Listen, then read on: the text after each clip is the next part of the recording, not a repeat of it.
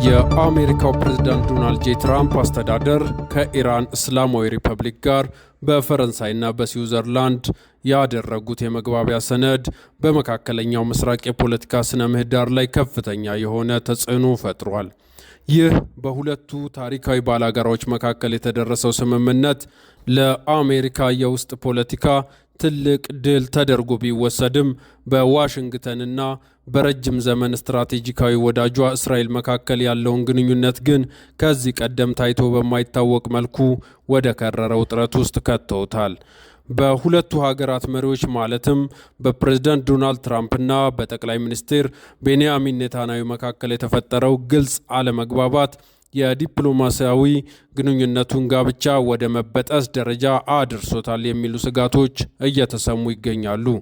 የዚህ ዲፕሎማሲያዊ ቀውስ መነሻና መድረሻ እንዲሁም የስምምነቱ ዝርዝር ይዘቶች የቀጠናውን የኃይል ሚዛን ሙሉ በሙሉ የሚቀይሩ ሆነው ተገኝተዋል። ይህ በእንዲህ እንዳለ የሰላም ስምምነቱ ይፋ መሆኑን ተከትሎ የእስራኤል መገናኛ ብዙሃንና የምርምር ተቋማት ያወጡት የሕዝብ አስተያየት ጥናት ውጤት በኔታንያሁ መንግስት ላይ ሰደድ እሳት የሆነ የፖለቲካ ቁጣ ቀስቅሷል። በዕብራውያን ዩኒቨርሲቲና በአጋሚ ኢንስቲትዩት ትብብር የተካሄደው ይፋዊ ጥናት እንደሚያሳየው ሙሉ በሙሉ ለማለት በሚያስደፍር ሁኔታ 92 በመቶ የሚሆኑ እስራኤላውያን ጦርነቱን ኢራን እንዳሸነፈችው በይፋ ያምናሉ። ይህ አስደንጋጭ ውጤት በኔታንያሁ ቀኝ ዘመም ጥምረት ደጋፊዎች ዘንድም ጭምር በ93.1 በመቶ መረጋገጡ በቴል አቪቭ የሚገኘው የፖለቲካ ልሂቃን ክፉኛ ያደናገጠና የኔታንያሁ ወታደራዊ ዶክትሪን ሙሉ በሙሉ ውድቅ ያደረገ ሆኗል። አብዛኛው የእስራኤል ሕዝብ 6 ሳምንታት የፈጀው ይህ ጦርነት የሀገሪቱን የረጅም ጊዜ ደህንነት ያዳከመና ምንም አይነት ስትራቴጂካዊ ግብ ያላሳካ መሆኑን በይፋ እየገለጸ ይገኛል። የችግሩ ዋና ማሳያ የሆነውና በቅርቡ የተፈጸመው የእስራኤል ጦር የቤሩት ድብደባ በፕሬዝዳንት ዶናልድ ትራምፕ ዘንድ ከፍተኛ ብስጭትና ቁጣን ቀስቅሷል።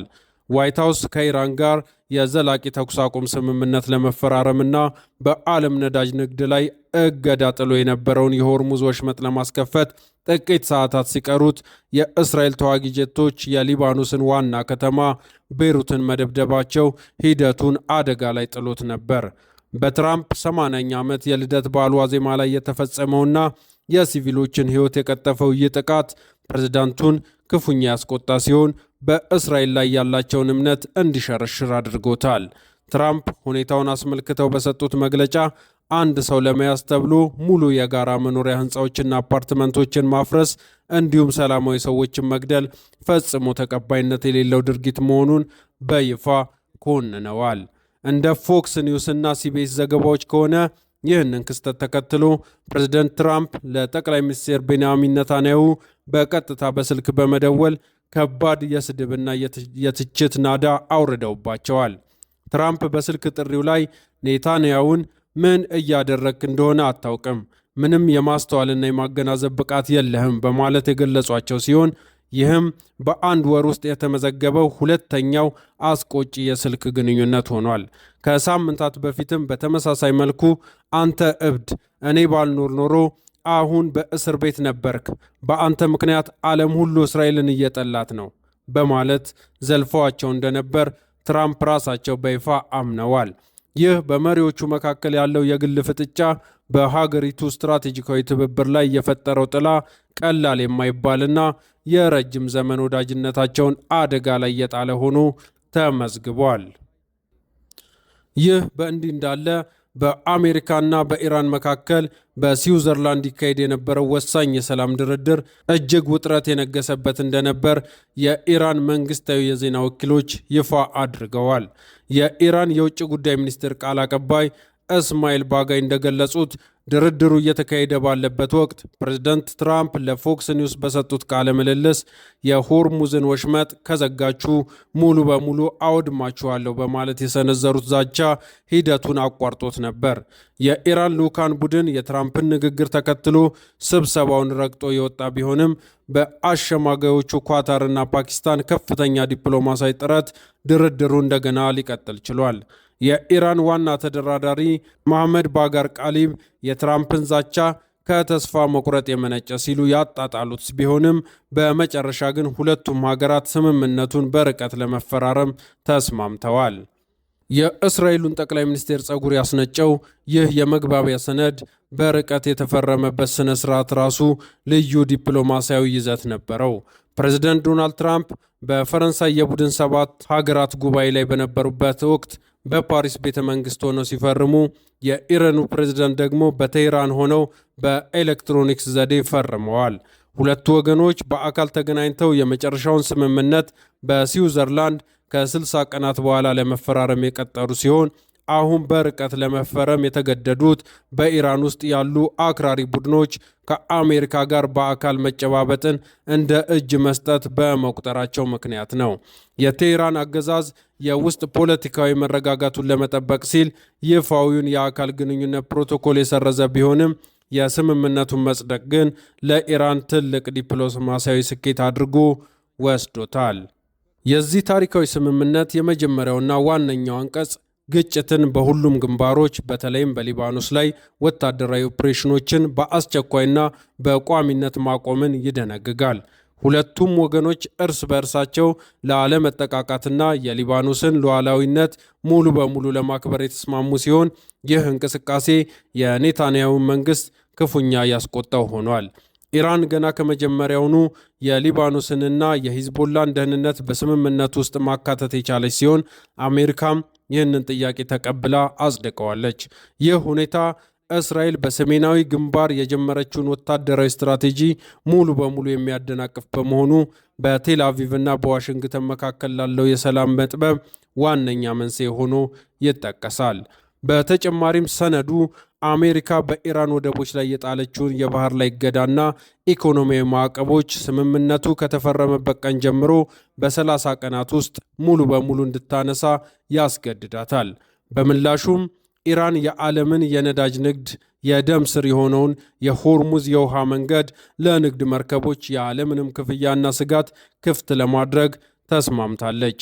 ይህ የሆርሙዝ መከፈት ለዓለም የነዳጅ ዋጋ መረጋጋት እጅግ ወሳኝ በመሆኑ የትራምፕ አስተዳደር ለአሜሪካ የውስጥ ኢኮኖሚ ሲል ማዕቀቦቹን ለማንሳት አልተጠራጠረም።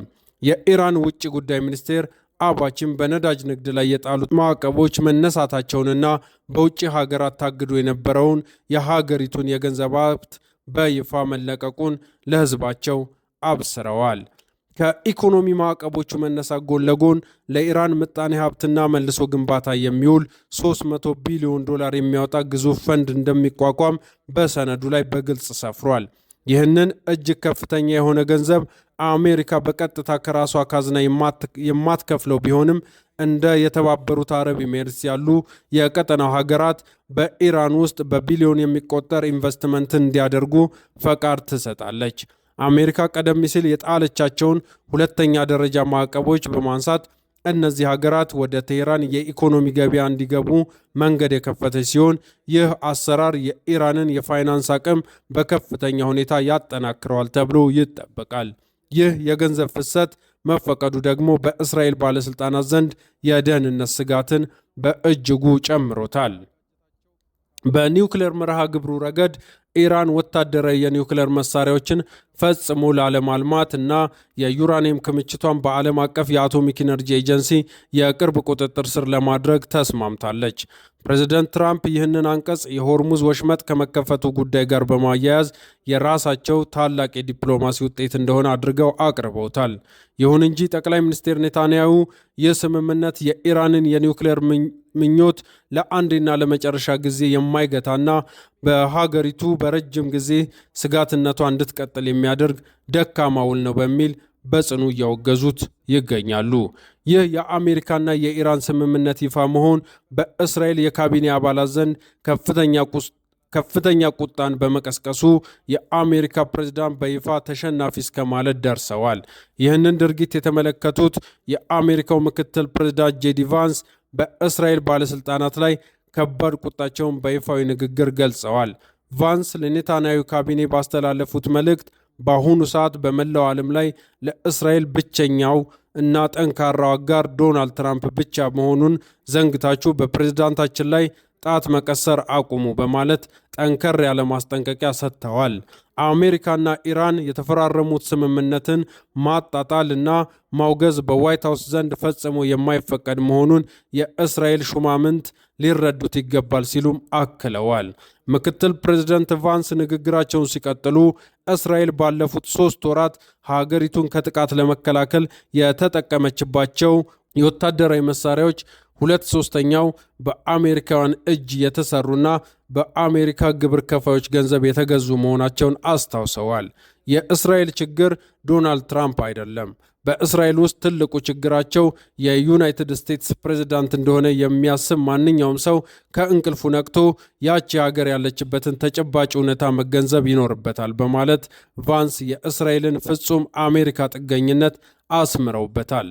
ይህ ንግግር በሁለቱ ሀገራዊ ታሪካዊ ግንኙነት ውስጥ ምን ያህል ጥልቅ የሆነ የመከፋፈልና ሹክቻ መፈጠሩን ያሳየ ክስተት ሆኖ ተመዝግቧል።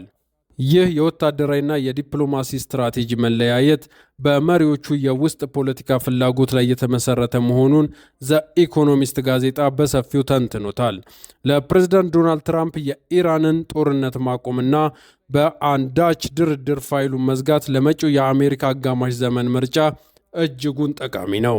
ትራምፕ በምርጫ ቅስቀሳቸው ወቅት ማለቂያ የሌላቸውን ጦርነቶች አስቆማለሁ ብለው የገቡትን ቃል ለመፈጸምና የዓለምን የነዳጅ ዋጋ በማረጋጋት የአሜሪካውያንን ድጋፍ መልሰው ለማግኘት ይህንን ስምምነት ማጽደቅ ነበረባቸው።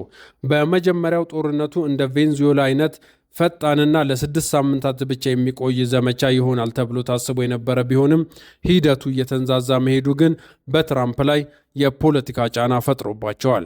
በሌላ በኩል የኢራንን ጦርነት ማስቀጠልና ውጊያው የማይቆምበትን መስመር መዘርጋት ለጠቅላይ ሚኒስትር ኔታንያሁ የውስጥ ፖለቲካ ህልውና መሰረታዊና አንገብጋቢ ጉዳይ ሆኖ ይገኛል። ኔታንያሁ በመጪው ጥቅምት ወር ሀገራዊ ምርጫ የሚጠብቃቸው ሲሆን የገቡት ታላላቅ ወታደራዊ ቃል ኪዳኖች ሳያሳኩ ጦርነቱን ማቆም ስልጣናቸውን እንዲያጡ ሊያደርጋቸው ይችላል። ከዚህም በላይ ከእስራኤል ከፍተኛ ስልጣን በምርጫ ሲወርዱ የሚጠብቃቸው የቆየ የሙስና ክስ የፍርድ ሂደት በቀጥታ ወደ እስር ቤት ሊመራቸው ስለሚችል ጦርነቱን ማራዘም የፖለቲካ ጋሻቸው አድርገውታል። የዋሽንግተን ፖስት የደህንነት ምንጮች እንደገለጹት ኔታንያሁ ከኢራን ጋር የሚደረገውን የሰላም ውል ለማደናቀፍ በግልጽ እየሰሩ ያሉት ለዚሁ የግል የፖለቲካ ህልውናቸው ሲሉ ብቻ ነው። የፖለቲካ ሳይንቲስቱ አንቬል ፌሰር እንደሚያብራሩት ኔታንያሁ በአሁኑ ሰዓት በታሪክ ታይቶ በማይታወቅ ከባድ የፖለቲካ አጣብቂኝና ፈተና ውስጥ ወድቀዋል።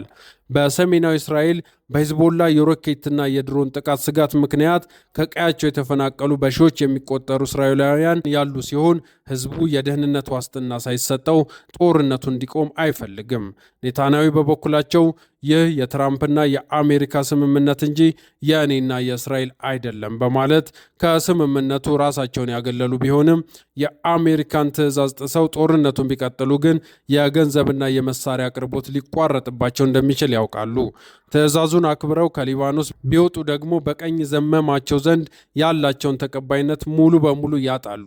ይህም ለሳቸው ከባድ ቅርቃር ሆኖባቸዋል። ይህ በእንዲህ እንዳለ ጠቅላይ ሚኒስትር ኔታንያሁ በኢየሩሳሌም በተካሄደው የጄኤንኤስ የዓለም አቀፍ የፖሊሲ ጉባኤ ላይ ባደረጉት ንግግር የእስራኤል ጦር ያከናወናቸውን ወታደራዊ ድሎች በማንጸባረቅ የውስጥ ተቃውሞውን ለማርገብ ሞክረዋል። እኛ የሽብር አገዛዙ መሪዎች አንገት ቀልተናል፣ የሚሳኤል ኢንዱስትሪያቸውን አድቅቀናል፣ ባህርና አየር ኃይላቸውን ደምስሰናል፣ እንዲሁም በኢኮኖሚያቸው ላይ በ100 ቢሊዮኖች የሚቆጠር ጉዳት አድርሰናል ሲሉ ተናግረዋል። አክለውም በደቡባዊ ሊባኖስ የፈጠሩትን የደህንነት ቀጠና የሰሜኑን ነዋሪዎች ደህንነት ለመጠበቅ ሲሉ እስከሚያስፈልጋቸው ጊዜ ድረስ በእጃቸው እንደሚያቆዩትና የሰላም ስምምነት እስካልተፈረመ ድረስ ጦሩ ከዛ እንደማይወጣ በቆራጥነት አስታውቀዋል።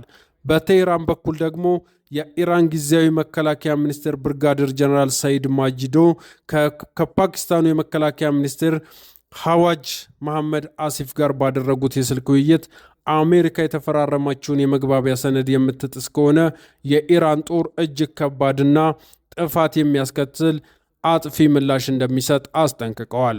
ማጂድ የኢራን ጦር ይህ ስምምነት ቢፈርምም ታሪካዊ ጠላቱን አሜሪካንን በፍጹም አያምንም ሲሉ የአገሪቱን ወታደራዊ ዝግጁነት ገልጸዋል። ይህ መግለጫ የሚያሳየው ምንም እንኳን የዲፕሎማሲ ስምምነት ቢደረስም በቀጠናው ያለው ወታደራዊ ጥርጣሬና ውጥረት አሁንም ፍጹም መስመር የያዘ አለመሆኑን ነው። ይህ በእንዲህ እንዳለ የፕሬዝዳንት ዶናልድ ትራምፕ ዲፕሎማሲያዊ ፍጥጫ ከአውሮፓ አጋሮቻቸው ጋርም ጭምር ተያይዞ ቀጥሏል። ትራምፕ ከጣሊያኗ ጠቅላይ ሚኒስትር ጆርጂያ ሜሎኒ ጋር በፈረንሳይ በተካሄደ የቡድን ሰባት ጉባኤ ላይ ከባድ የቃላት ጦርነት ውስጥ መግባታቸው ታውቋል። ትራምፕ ሜሎኒን በፈረንሳይ ጉባኤ ላይ ከእኔ ጋር ፎቶ ለመነሳት በተደጋጋሚ ለምናኛለች በማለት የተናገሩ ሲሆን አክለውም አሜሪካ በኢራን ላይ ለምታካሄደው ወታደራዊ ዘመቻ የጣሊያንን የአየር ኃይል ጦር ሰፈር እንዳትጠቀም በማድረግ ግዙፍ የሎጂስቲክን እንቅፋት ፈጥራብኛለች ሲሉ በይፋ ከሰዋታል። ትራምፕ ሜሎኒን ደፋር ትመስለኝ ነበር፣ ነገር ግን ተሳስቻለሁ፣ ደፋር አይደለችም በማለት በውጭ ፖሊሲ ረገድ ደካማ ናት ሲሉ ተችተዋል። ጠቅላይ ሚኒስትር ጆርጂያ ሜሎኒ በበኩላቸው በኢንስታግራም ገጻቸው ላይ በሰጡት ቀጥተኛና ጠንካራ ምላሽ የትራምፕን ንግግር እርባና ቢስና የንቀት ባህሪ ሲሉ አጣጥለውታል። ሜሎኒ ስለ እኔ ዝነኝነት የአንተ ጓደኛ መሆን አያግዘውም። ዝነኝነቴ በአንተ ላይ የተመረኮዘ አይደለም። የአንተ ጭንቀት ሊሆን ስለማይገባ በራስ ላይ እንድታተኩር ሐሳብ አቅርብልሃለሁ በማለት መልሰዋል። የአየር ኃይል ጦር ሰፈሩን አጠቃቀም በተመለከተ የሀገሪቱን ሉዓላዊ ስምምነቶች ሁልጊዜም እንደምታከብርና እሷ ጠቅላይ ሚኒስቴር እስካለች ድረስ የጣሊያን ብሔራዊ ጥቅም ተላልፎ እንደማይሰጥ አስታውቃለች። ይህ ክስተት አውሮፓ ለአሜሪካ የምታሳየውን ፍጹም ታዛዥነት እያበቃለት መሆኑን ማሳያ ነው ተብሏል። ጠቅላይ ሚኒስትር ሜሎኒ ንግግራቸውን ሲያጠቃልሉ እሳቸውም ሆኑ ጣሊያን ፈጽሞ ለአሜሪካ ለምነው እንደማያውቁና ሊለምኑም እንደማይችሉ በግልጽ ተናግረዋል። በ2022 ወደ ስልጣን የመጡት ሜሎኒ በጥር 2025 በትራምፕ በዓለ ሲመት ላይ የተገኙ ብቸኛዋ የአውሮፓ መሪ የነበሩ ሲሆን በአውሮፓ ህብረትና በዋይት ሀውስ መካከል እንደ ድልድይ ሆነው ሲያገለግሉ የቆዩ ቢሆንም አሁን ግን ግንኙነታቸው ሙሉ በሙሉ ወደ መሻከር አምርቷል። ይህ በአሜሪካና በአውሮፓ ህብረት መሪዎች መካከል የተፈጠረው አዲስ ስንጥቅ ትራምፕ የሚከተሉት አሜሪካ ትቅደም ፖሊሲ ከአትላንቲክ ማዶ አጋሮቻቸው ጋር ያለውን ዲፕሎማሲያዊ ሰላም ምን ያህል እየሸረሸረው እንደሆነ ቁልጭ አድርጎ የሚያሳይ ክስተት ሆኗል። በአጠቃላይ በአሜሪካና በኢራን መካከል የተደረሰው ታሪካዊ የሰላም ስምምነት በመካከለኛው ምስራቅ ለዘመናት የቆየውን ወታደራዊና ፖለቲካዊ መዋቅር ሙሉ በሙሉ ያናጋ ሆኖ ተገኝቷል።